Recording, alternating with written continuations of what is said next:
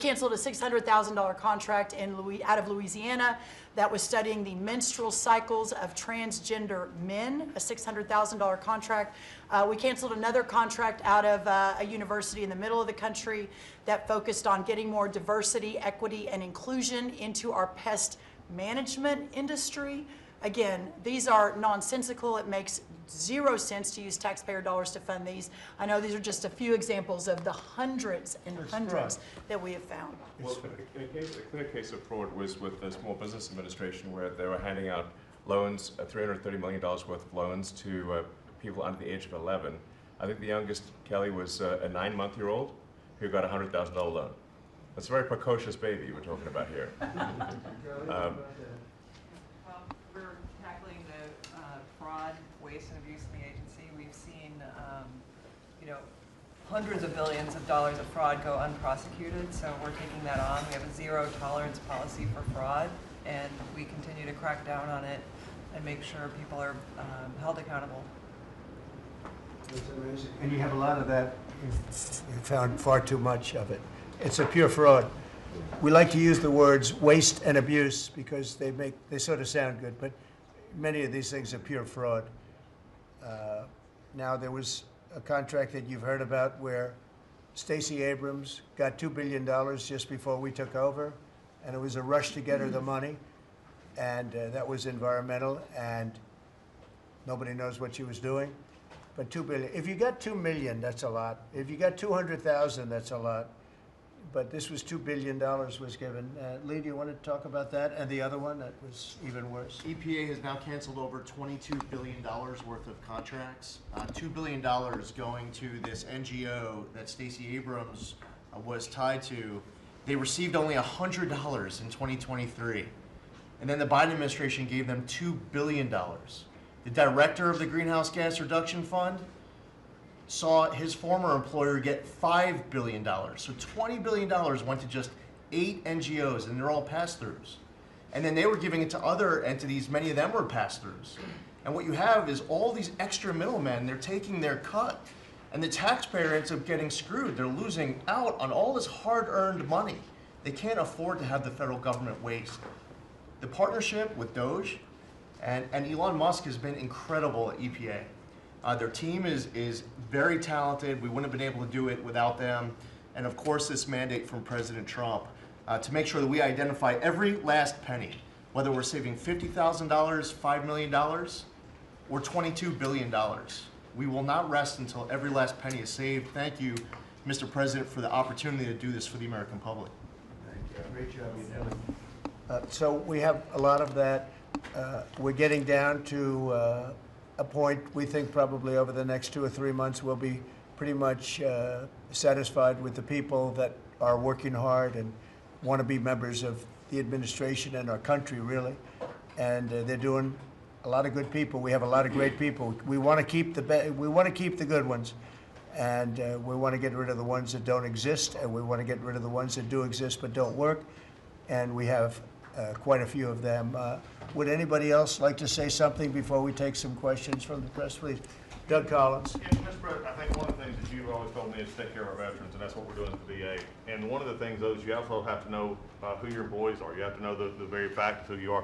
We're 470,000 roughly when we started this, larger than the active duty Army, when you think about that in the perspective. But however, this is an interesting point. When I first got there and we started looking at this, how you take care of people, we didn't have an HR system that could actually give us a rundown on who actually was working where. That we've had to work with that, working with our VA employees who are those liaisons. We've been able to put together an organizational chart which we can start looking at that. But the interesting part about it is about taking care of veterans, and what you've told me to do is how do we get the people in the right places. And I think when we look at this, GAO has told us we were high risk for years. The previous administration put literally tens of billions of dollars and tens of thousand employees over the last 4 years, and we saw our statistics basically stay the same or go down. Backlogs went up. Maybe the question is not money and employees anymore. Maybe it's the organization and how we effectively deliver for the American people. And that's what we're going to do.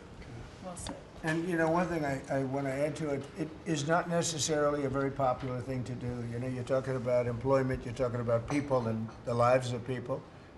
And yet, I think the American public understands we're trying to save our country and make our country great again. I mean, you could say it, but we're trying to save our country from this extraordinary thing that was happening. What they were doing to our country was just a horrible thing. And I have no idea how it plays out in the public. I guess you see poll numbers that are very good numbers, but I don't know what that means long term. But it's something that has to be done. If we don't do it, we're not going to have much of a country left, so we have to do it. So we're doing things that I think a lot of presidents wouldn't be inclined to do, but we're doing it to really, I don't want to use cliche. I don't want to say we're doing it to make America great again, because I say that on the campaign trail, but there's really no other words that could express it better than that. We're doing it to help our country, and our country was riddled with fat, like no country probably anywhere in the world, and we're getting rid of the fat. And at the same time, we're going to be bringing in millions of very good, high-paying jobs, and we're going to be taking in a lot of money. Our country's going to be very strong. We've been ripped off by every country in the world, friend and foe. We were taken advantage of like nobody's ever seen. And you saw what happened today with Venezuela. We did something with Venezuela, which is long in the making, and it's very substantial.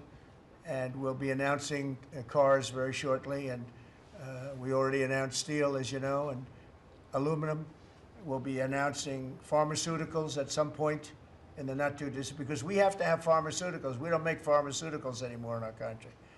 And if we have problems like wars or anything else, we need steel, we need pharmaceuticals, we need aluminum, we need a lot of these things that we sort of don't make anymore, and yet we're equipped to do it all. So we'll be announcing some of these things in the very near future, not the long future, the very near future. And it'll bring in billions of dollars, billions and billions, and it'll bring in, maybe more importantly, jobs. It'll protect the jobs we have, and it's going to be really, really quite amazing. Chris, did you have something to say? Yes, Mr. President. I want to say energy is the infrastructure that makes our country run and drives our national security. The Biden administration grew my department, the Department of Energy, by 20%, and expenditure much more than that, all in an effort to reduce the production of energy in the United States and to make energy more expensive. We are stewards of the American taxpayer dollars, right? That's the job of everyone around this table, led by you. We want to reverse that trajectory and care about every dollar an American taxpayer gives us, and are we using it for the benefit of Americans? Let me tell you one thing: huge growth in expenditures, huge growth in employee count. Puerto Rico, an American territory, had its electricity grid destroyed. They had billions of dollars in the Department of Energy to help Puerto Rico, yet they didn't spend that money, because that money would have meant more energy, more jobs, more prosperity in Puerto Rico. They wanted to have them as a poster child of wind and solar. This island should run on wind and solar. That just doesn't work. But they cared about politics more than the American people, and they didn't treat the dollars like they were their dollars. Yeah. This table, the team you have assembled, we're treating the American dollars like they're our dollars. Thank you. We're doing a great job on energy, by the way. We have things happening with energy that will knock your socks off. A really amazing job. Howard, do you want to say a couple of words? Well, what is so exciting is April 2nd is just around the corner, and that's American Liberation Day. That's the day when the rest of the world starts to treat America with respect. And your leadership, understanding how the rest of the world treats us and what balance and what fair trade finally is going to be, is going to take care of America. It's going to launch the External Revenue Service to start to build the power and prestige of America back. And I'm honored to be helping you on that course. It's an interesting term, right? The External Revenue Service. We're going to take in a lot of money from the outside, and that's going to keep our taxes low, and I think getting a lot lower. It's going to be a lot of money, and the external will take care of the internal to a large extent. So I think it's going to be a beautiful transformation. Linda, you might say a couple of words. You've done so amazing. It's a 50% cut, and more importantly, we want to bring education into the states. We're at the bottom of the pack, but we're the most expensive per pupil. and we want to bring education back to the States where they can teach the students lovingly with their parents and with the boards and everything else. And they'll be every bit as good as these other countries. These states, these individual states will do a phenomenal job. You want to say something? Yes, sir, and if we think about education, if we don't address the issues in education now and start getting our scores up, what are we going to find our next generation after that? Where are our engineers, our doctors, our lawyers, our scientists, our AI and technical experts going to come from? We will go farther and farther down, and with everything else we're doing within our country, building manufacturing, bringing all of that back, if we don't educate in the best way we can, we will be lost, and those generations will be lost. It is, I think, the cornerstone of our culture and what we need to focus on. And so by having education at the best place where it can be, which is at the states, the local levels, with governors, with best practices and tools, which I hope the Department of Education can help supply for them, we'll do it. And Linda, as you know, the SBA has taken over her student loans, which is a lot of loans. It's a big job, and Kelly, we appreciate that. You're going to do fantastically well. And Bobby is going to be taking over their various medical aspects and health aspects of the educational process. So, and he's going to do a fantastic job of it. So, thank you very much. Thank you, Mr. President. I'd just say that I'm very grateful to you and very grateful for the partnership with Doge, with Elon. We've identified extraordinary waste in my department and HHS. The expenditures, the budget of HHS during the Biden administration went up by 38%. The employees went up by 17%, and healthcare went down. We have 40 comms departments. We have 40 procurement departments.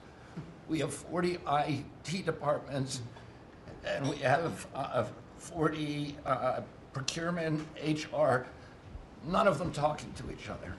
We are, with Elon's help, eliminating the redundancies. We are streamlining our department. We're going to go back to providing gold standard science. We're going to get the money to the scientists and to the patients rather than to the administrators and to the bureaucrats. And we're going to restore gold standard science, and we're going to make America healthy again. Thank you very much. That's great. If you might, Madam Secretary, say a little bit about what's happening and how well we've done at the border. Sir, this last week I was in Arizona, California, Alaska, and Florida, and CBP literally has almost 100% operational control of the border, which means that our country is secure and that we know who's coming into this country and that they love our country and they want to help keep it great into the future.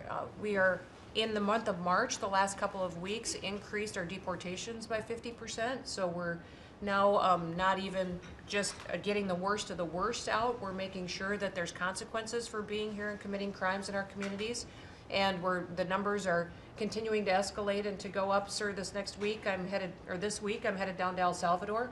I'll be in the prison where we sent TDA members. I'll be meeting with the president and also Colombia and Mexico and talking about building these relationships so that we can continue to get people out of this country that don't belong here and take them home.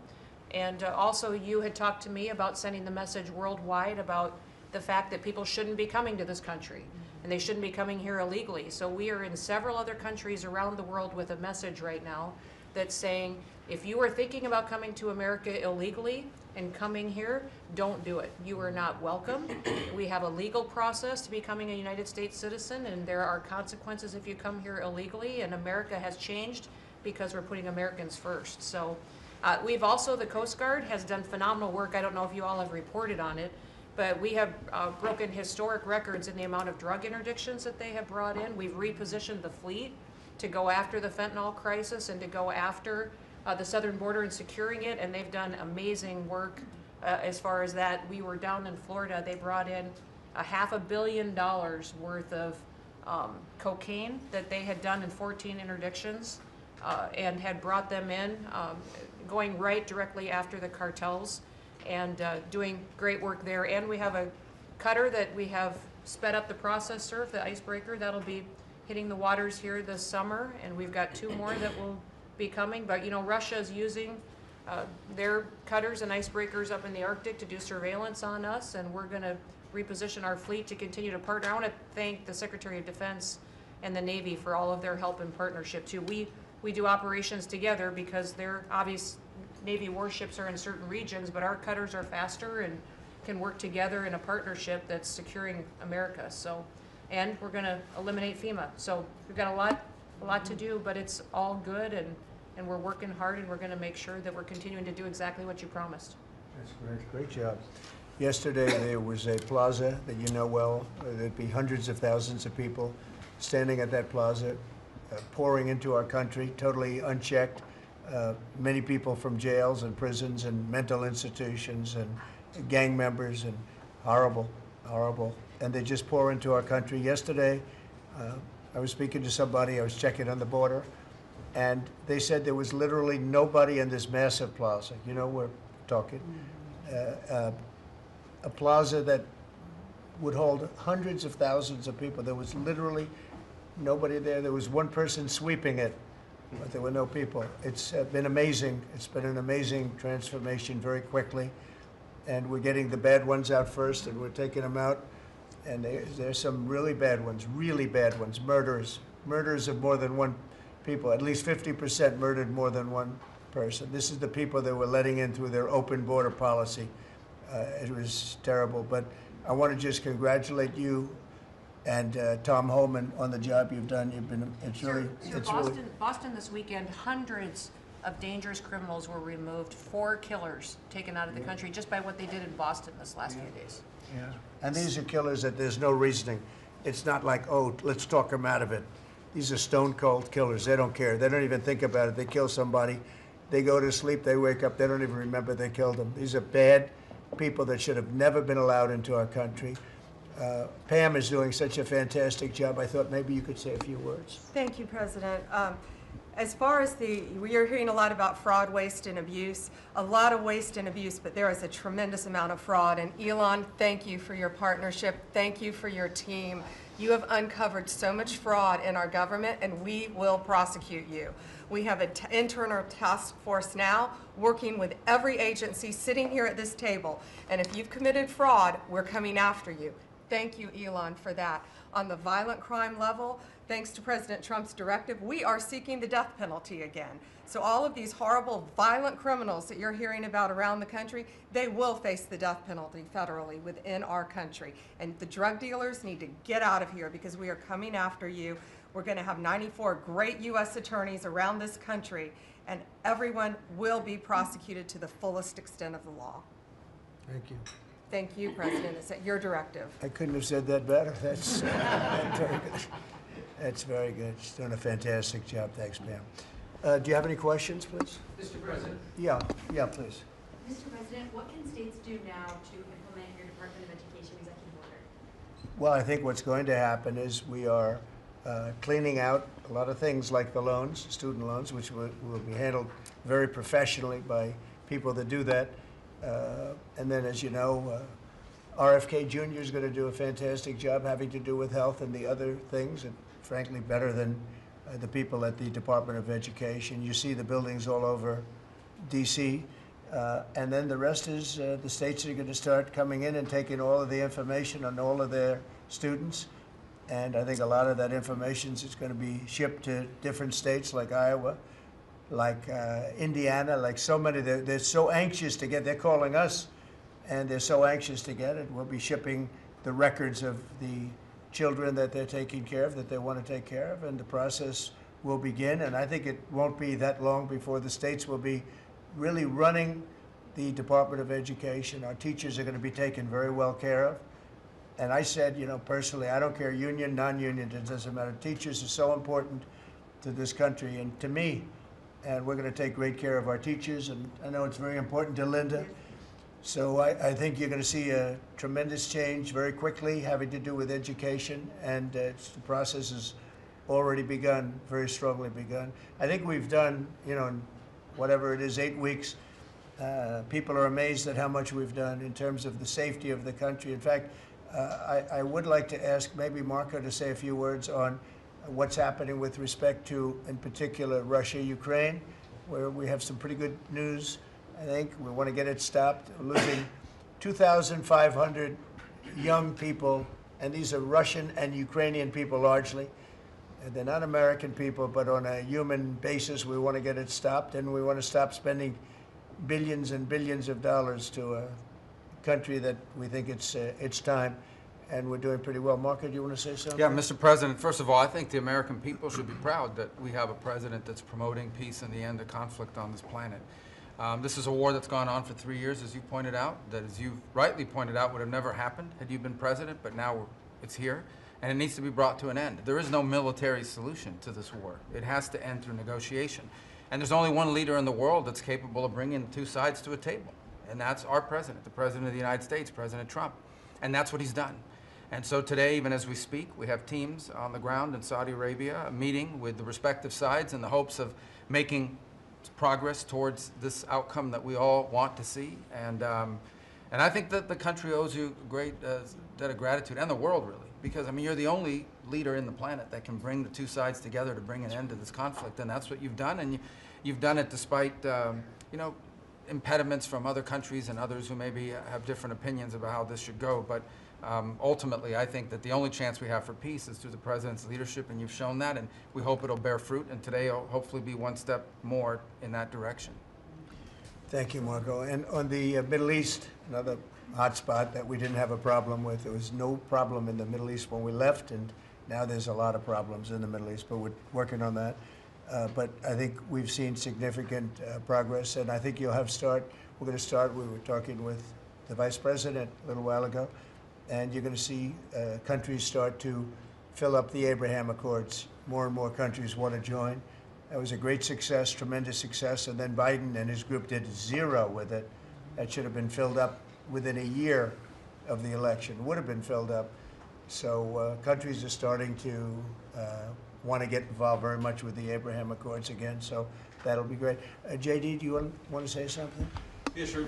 Yes, sir. Just on that topic, if you think about what happened with the Abraham Accords, one of the great diplomatic breakthroughs under the first Trump administration, really in the last 30 or 40 years of American history in the Middle East, and the Biden administration did absolutely nothing with it. Built on it, not at all, added 0 additional countries. Purely out of political spite, the Biden administration, I think, hurt the United States and really hurt the project of world peace. That has changed. Luckily, about 2 months ago, we got a new president, and that president has given us the task of building out the Abraham Accords, adding new countries to it. And really what you see is a lot of these countries that have historical, ethnic, or religious hatreds want to build. They want to build new artificial intelligence. They want to build new real estate projects. They want their citizens to become rich and prosperous and peaceful, and they're setting to the side some of those old hatreds under the leadership of President Trump. So it's early, but we made a lot of progress, and we'll keep on making progress, sir. Thank you, JD. One of the things that's very important, I think, to mention, I saw a show yesterday, and they had a Democrat congressman on. It was on Fox. And he said, well, President Trump said prices would be coming down, and instead he's focused on other things. Well, we are focused on a lot of other things, like peace, like all of these companies that are moving in and jobs. But what he didn't say is that prices have come down very substantially. And if you look at when I came in, after 1 week, they were screaming at me about eggs. Eggs had nothing to do with me, but they were through the roof, and you couldn't get them. And now they're down about 35, 40%, maybe even more than that. I'm going to let Brooke, if you would just discuss that. And groceries generally. Prices are coming down, and energy prices are coming down. And I hope the Fed lowers interest rates, and then you're going to see interest rates coming down, and I'll have you speak about that in a second, Scott. Brooke, go ahead. Well, sir, thank you. I think the first thing that's really remarkable to note is that the prices of eggs under the 4 years of Joe Biden increased 237%. 237% in those 4 years, and yet it wasn't covered in the press at all. No one talked about the price of eggs in the summer of last year, for example, from the media. So, of course, the president wins, and he is inaugurated, and the next day, everyone is yelping about why the price of eggs are so high. So it was certainly one of many, many issues we took on under the 4 years of Joe Biden. We had the cost of input go up 30% for all of our agriculture products. At the same time, the trade deficit increased $49 billion, so it was zero under the first Trump administration, and then under Joe Biden, we sold $49 billion less of our ag products around the world. Then you combine that with the avian bird flu, and I know I've talked to a lot of you in the press on this over the last 3 or 4 weeks. But listen, here's the deal. The president, under his vision and support, we released about a month ago a very significant plan on how to bring the price of eggs down. It included 5 prongs. I won't go into it now because I don't want to bore everyone, but since that day, since we released that plan regarding biosecurity, repopulation, importing eggs, research, and then deregulating, taking those onerous rules off of our farmers, our egg-laying farmers, since that time, the price of eggs, the wholesale price of eggs, has come down 53%. So we're going to keep working on it. Listen, it's not something you solve overnight. Avian bird flu and some of the other animal diseases, we're working across the government, several partners out in the cabinet on that, especially my friend Secretary Kennedy over at HHS. But we have a long-term solution, but at least for now, in the short term, thanks to President Trump and so many that have worked so hard, the price of eggs are coming down, as well as the price of groceries. So thank you, sir, for the opportunity to lead on that. And the number is 53%, and they're readily available. So that's, I think it's a fantastic job. And overall groceries are down, too. That's right. They're coming down. So the consumer's finally seeing some good news instead of year after year of prices going up because of grossly incompetent leadership. Scott, do you want to talk about interest rates, where you see it all going? Yes, sir. So we are, under your direction, we're reprivatizing the economy. We're bringing down government spending. We're bringing down excess employment in the government sector. On the other side, we're going to re-leverage the banking system. We're going to have all the new manufacturing jobs, so everyone who's laid off from the government will have an opportunity to go into the private sector, and that is going to lead to disinflation. Inflation is under control. We're going to get the affordability crisis fixed. So lower energy, deregulation, more private sector jobs that will naturally get interest rates down. Interest rates down. Mortgage rates are down almost every week since January 20th. The energy costs are down about 15%. Crude oil's down about 15%. And as we keep that going, interest rates are going to keep declining. It'll be good for mortgages. It'll be good for credit card debt. It'll be great for auto loans. That's great. And you're doing a really, really good job. I'd like to see the Fed lower interest rates. That's just my opinion, because things are coming down. We have inflation under control. Tremendous amounts of money will be soon coming in from tariffs, which is about time that we were able to partake. We've been ripped off by every country on that basis, and it's about time. But that will be, I think, treated very fairly. Will be very fair. But the money that we're talking about is rather astronomical, and it should be, because we put years and years. I was able, in the first term, we had a great first term with the highest stock price increase ever, all the different things that we had. But one of the things, we took in a lot of money in tariffs, and I had just started that process, and we had to slow it down because of the COVID. We didn't go forward. We did a very good job with COVID, but that was something that happened to the whole world. It was a shame. What a shame. All those people dead, and all of the problems that it caused for countries far worse. I mean, some countries still haven't recovered. Economically, they haven't recovered. But we took in hundreds of billions of dollars in tariffs just starting the process. But this is a program that's going to be, I think, unbelievable for our country. And I think it's treating other countries very fairly, very, very fairly. I'd like to ask, if I might, Sean Duffy to say a few words about the air traffic control situation. You know, there were some mishaps, one in particular, the helicopter crashing into the plane. We have a system that's 40 years old. They spent tens of billions of dollars trying to patch it up and, you know, make it work, but it doesn't work. And my pilot says they use different systems. They don't want to use our system. It's so obsolete. And it's an obsolete, horrible thing that happened with respect to it. And we were going to, I said, day one, if this happens, if we are successful, we're going to have to get a brand new, modern, top-of-the-line air traffic system.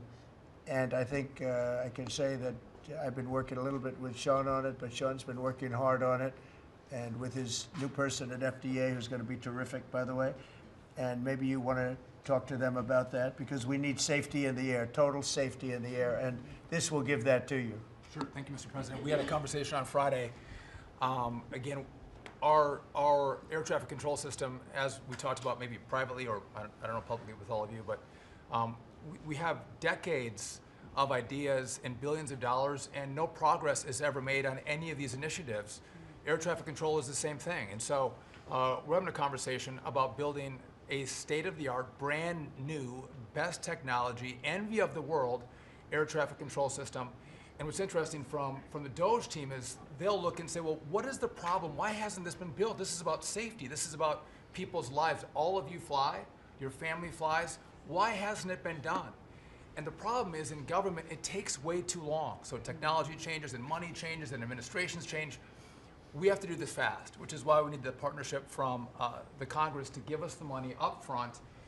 The best ideas and the best technology available in the world, we're going to build in the system. I think, Mr. President, we can do it in 3 years. I think Trump Tower was built in 3 or 3.5 years. I think we could match the Trump Tower time frame. 2 years. Okay. 2 years. Maybe not that good, but about 3 years. And again, we have to choreograph because again, our towers are operational, keeping planes in the air. So we got to choreograph this, but we can do it in short order. If I can just make one other point, Mr. President, we're $36 trillion in debt. You've never had a DOGE. We've never come in and looked at our government the way, Mr. President, you've looked at this government and said, there's too many people, there's contracts, fraud, waste, and abuse. And so we've had a few bumps in the road as we've gone through this process, but if you look around this room, everybody has seen how the process has evolved, and everyone appreciates some of the insight and technical support that we've gotten to make this government more efficient, to make it more responsive to the American people. And so, again, when you have a new system like this, you'll get some bumps. But things are rolling out. The last 3 weeks have been much, much better as our teams have integrated and we're working to deliver for the American people. And I would say some of the press had made comments last time about what happened in the last meeting. We had a great conversation in the last meeting. Elon and I had a great call after the meeting, and so sometimes the reporting can be a little bit off. I love the analysis that you guys do when you're not in the room. But I would just note that we're working well together, Mr. President, and the whole team here is working well together. Well, actually, we decided to see you after the cabinet meeting instead of before, and I think that's nice. But if you think about it, I guess never in history has anybody invited you to a cabinet meeting. We're very open and transparent, and we had a very good meeting today. So, I mean, you're standing here, you're seeing what the result of the meeting is. I think we're doing an amazing job for essentially 8 weeks on the job. I think there's never been anything like it. Did you have a question, please? Two, actually, if you don't mind. Thank you for having us. Thank you. We appreciate it. One, actually, to follow up on the Attorney General's comments, and then one for you. You said that you're now preparing to prosecute examples of fraud across federal agencies that have been referred to you. Is that what you said? We are working with a team. We have a team of attorneys in place working with Elon's incredible team, helping us, taking referrals from the cabinet members. You know, these are your tax dollars. And a lot of it is just abuse, a lot of it's waste. But if it's fraud, we are investigating it, and we are looking at multiple cases of fraud throughout the federal government. One for you, Mr. President. Greenland is confused about the Second Lady and the National Security Advisor visiting this week. They're concerned that this is further provocation, whatever it is you ultimately want for Greenland. Could you further explain why they're going? What is the ultimate end goal when it comes to? Yeah, well, not provocation. This is friendliness, not provocation. We're dealing with a lot of people from Greenland that would like to see something happen with respect to their being properly protected and properly taken care of. They're calling us, we're not calling them. And we were invited over there, and I thought it would be I have great respect for the wife of our great Vice President. I think she's she's a brilliant woman. She's a very nice woman, and she loves the concept of Greenland. And so she's going there, and I think Marco's going there, and some others are going there. but we've been invited, and they really like the idea because they have been somewhat abandoned, as you know. They haven't been taken good care of. And I think Greenland's going to be something that maybe is in our future. I think it's important. It's important from the standpoint of international security. And if you look at the ships outside of Greenland, you have Russia, you have China, you have lots of different people and lots of different places, and it cannot go on the way it is. It's not going to go on the way it is. I'll make a statement. It's not going to happen. So they're going there, and that's purely friendship. Who's doing the inviting? You said people. A lot of people, yeah. People from Greenland are asking us to go there. We have many, many requests from many, many people, some officials too. Mr. President, Yes, can I ask please. you about economic forecasts? I saw one economic forecast coming out from the OECD this past week. They are forecasting stagflation for the United States, a downtick in terms of GDP growth.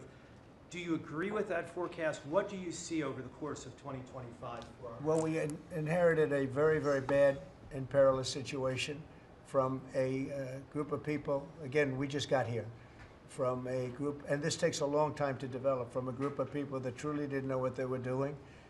And you see that with not only costs, you see that with all of these fake contracts that have been given out. So we inherited a bad situation, but I think we're going to have an economy that booms. I think when it all kicks in, it's not going to take very long, because some of these people that announce that they're going to spend billions of dollars, I mean, literally, Apple is spending $500 billion. They've never made anything close to that to do that. They're building plants here instead of China, instead of other places. When it all happens, and it's going to happen very soon, these are people that are already, in many cases, they're already starting. They just announced, in some cases, they announced, but they actually started before the announcement, as you know, because some are already building. This is going to kick in. I think it's going to be amazing. So they're looking at, based on numbers that I was looking at 6 months ago, 7 months ago, I was very concerned about the economy. We're going to have something that's like nobody's ever seen before. We have numbers, and we have job generation that I don't think we've ever seen before. See how it works out, but I think the economy is going to go through the roof. Okay. Mr. President, Yeah, also, please. about Ukraine, in an interview with Time Magazine published this morning, President Zelensky said he believes that some members of your team have been influenced by Russian information. Those were his words. What do you have to say to that? Well, probably they have been influenced to get this thing settled, because Ukraine wants to see it settled. I think they have to have it settled, and Russia wants to see it settled. And I think if I weren't president, this would never happen. Marco's doing a great job, and Steve Witkoff has been incredible. Michael Waltz. We have a great group of people working on it, and that takes a good part of their day, settling something that really, well, it affects us monetarily because we've given so much money, and we're getting that done. In fact, Scott is telling me that the agreement on rare earths is just about completed. They'll sign it shortly. So it's, as you know, Europe is in for a very small fraction of what we're in for. It affects them much more than it affects us. Again, they are in as a loan, which nobody knew until I came along. Europe is giving the money to Ukraine as a loan. We were just pouring money into Ukraine. It was a very unfair situation. So we made a deal on rare earths. But most importantly, we want to stop the killing that's going on. 2,500 on average, mostly soldiers, a week are being killed. And they're Russian and they're Ukrainian, and if we can stop it, that's a very important thing to me on a human basis. Okay, anybody else? Are you signing the rare earths deal today? Is that what you mean? No, we'll be signing it soon. So Ukraine. It'll be signed very soon. China. May I ask another question on Ukraine? Yeah. You recently mentioned the fate of all the Ukrainian children abducted and transported to Right. Russia. So are you demanding that Russia return these kids to their families in Ukraine? Well, it's one of the things that we're talking about. I know that no decision's been made. We're talking about territory right now. We're talking about lines of demarcation. We're talking about power plant ownership. Some people are saying the United States should own the power plant and then work it that way because we have the expertise to fix it up, et cetera, et cetera. It's okay. That would something like that would be fine with me. But they are talking about ownership of the big nuclear power plant in particular. But all of these things will come up, and they have come up, and that has been discussed, yes. Okay, I want to thank everybody very much. This was a great meeting. These are phenomenal people. We're lucky to have them. I have to tell you, I want to thank you all, and Elon, I want to thank you. I know you've been through a lot with this horrible situation that happens. That's right, saving America. It's very unfair. What he is a patriot. Here's a man that I can tell you, he's a friend of mine. He's become a friend of mine.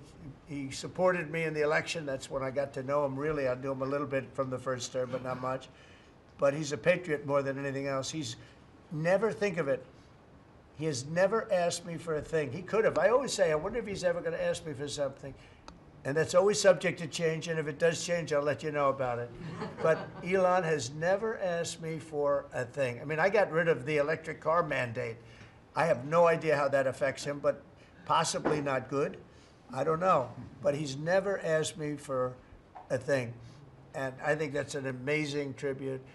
I did get activated last week when I saw what they were doing. I said, he makes an incredible product, and we're going to go out and tell people you can't do that stuff, and support him. They got to support him, because if he wasn't doing this, he wouldn't have any of these difficulties. And I think it's getting less and less. Pam has done a great job with regard to all of the, I mean, I know the kind of investigations that are going on. If she finds them, which she will, she already found 4 of them. But I think they're going to suffer very grave consequences, because they're really terrorists when you think about it. They're terrorists at a high level. And I think the people that are financing them, they could very well be people I know, people that you write about. But those people are in big trouble, so they better cut it out. But Elon's a patriot. We want to thank you very much for the job you're doing. Thank you very much. Thank you very much, everybody. Thank you.